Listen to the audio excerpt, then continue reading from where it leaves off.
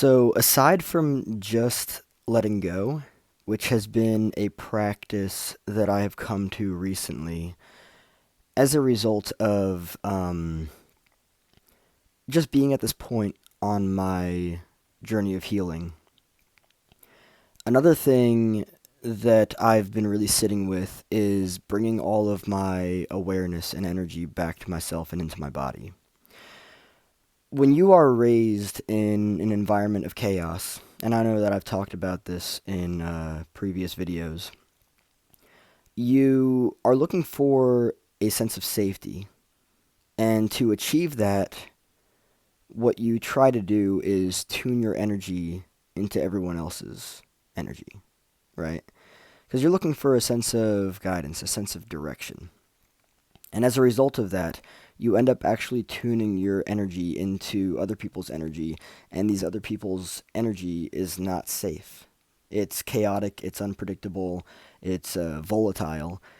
You don't know what it is that they could or couldn't do, right? They're unpredictable.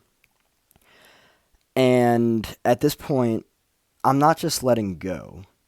I'm also bringing my awareness and my energy back into my body, back into my hands, my feet, my breath, just feeling safe, practicing feeling safe in my body. Because this is what was not available growing up for reasons that I'm aware of, but I'm not going to share in this video. And it's interesting because I look at how things unfolded early on in my life and what it was that happened, the chaos and everything, what traumatized me and stuff. And yeah, I used to have profound, very severe, crippling anxiety, social anxiety, depression. Um, I never thought I would get over it. I never thought I'd be able to overcome it. However, that was just Chris operating at a different level of conscious awareness than this Chris is. And the really cool thing with this is that when it comes to insight, when it comes to realization, right? When it comes to the evolution and unfolding of understanding, your perception of yourself, of life, of reality transforms. It shifts. It becomes new, and that new allows you to see things in a completely different way. And it's very rewarding because I thought that I would be stuck with crippling anxiety for the rest of my life. However, all that I needed was insight, introspection, meditation, journaling, yoga, breathing, right? And it's really cool to be here because as somebody who used to be in a lot of darkness, I I know what it's like to feel stuck. I know what it's like to feel that the darkness is all there is, right? However, we have the capacity to transform consciously. When I say that, I mean to transcend different levels of awareness, right? For the person who's caught in the victim mentality of life happening to them, that's the level of conscious awareness that they're at.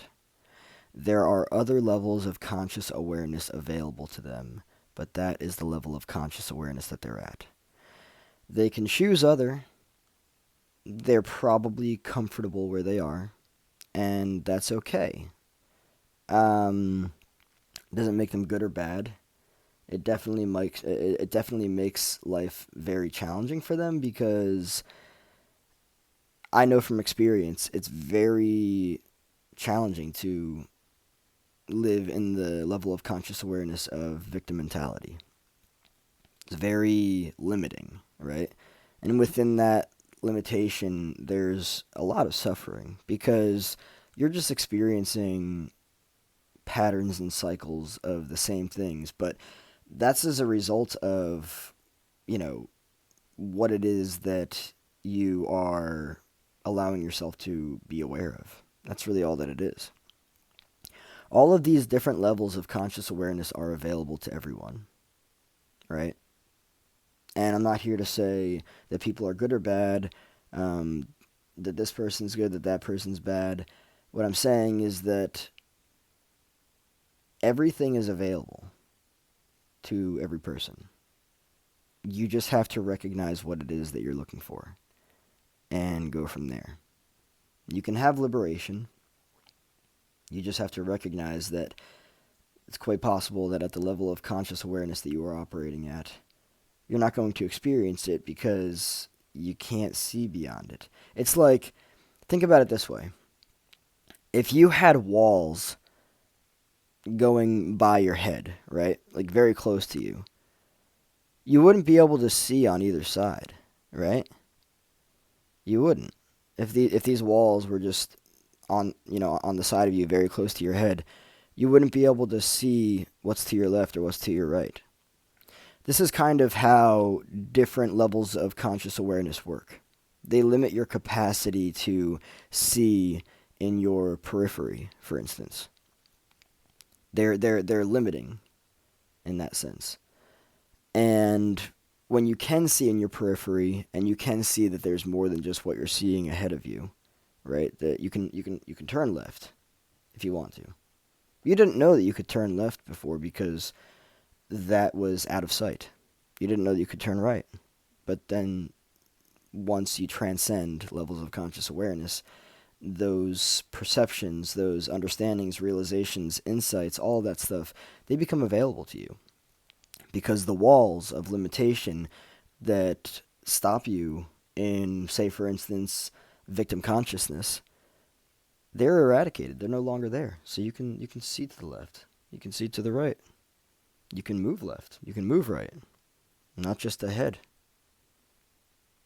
That's how it works.